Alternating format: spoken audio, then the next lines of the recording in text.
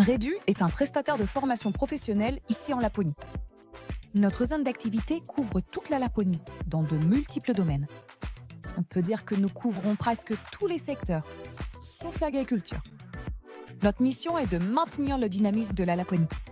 Nous voulons garder une longueur d'avance dans le développement des compétences. L'un des objectifs était de réfléchir à l'équipement à acquérir et à ce que le projet de simulation pourrait apporter au secteur automobile. Le besoin de trouver une solution via Sibérie est venu d'autres domaines où des environnements de simulation étaient déjà utilisés. Cela nous a amené à réfléchir au type de solution que nous pourrions apporter à la formation automobile. Les objectifs fixés pour la collaboration avec Sibérie étaient d'obtenir un équipement fonctionnel de bout en bout sans trop de difficultés pour le personnel enseignant lors de la mise en œuvre. En d'autres termes, cela ne doit pas être trop difficile et doit permettre de dispenser un enseignement de base. Et les étudiants doivent pouvoir utiliser l'équipement de manière autonome.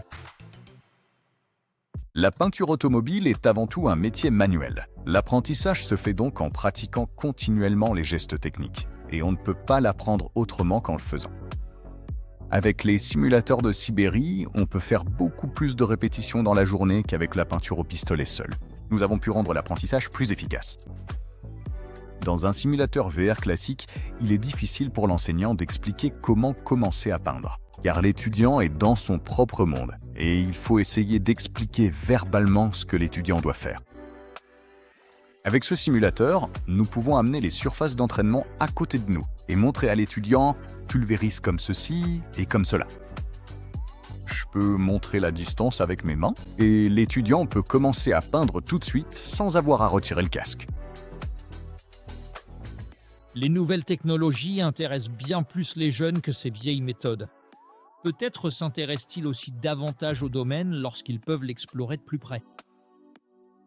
Nos expériences avec les simulateurs en général ont été très bonnes.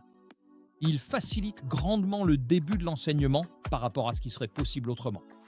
Ils facilitent vraiment beaucoup la formation. Le nombre de répétitions peut être illimité. Nous pouvons augmenter le temps de pratique technique pour les étudiants. Les étudiants en sont très satisfaits. Nous pouvons d'abord leur enseigner la théorie avant qu'ils ne passent à la pratique. Ils aiment un peu la compétition, car ce type d'appareil permet aussi de vérifier qui obtient les meilleurs scores. Ils sont très intéressés et ils veulent s'entraîner beaucoup avec. Pour les établissements d'enseignement qui envisagent d'utiliser ce type de technologie dans leurs cours, mon message pour eux est « soyez courageux ». Il est possible d'obtenir de bonnes informations préliminaires et de tester l'équipement.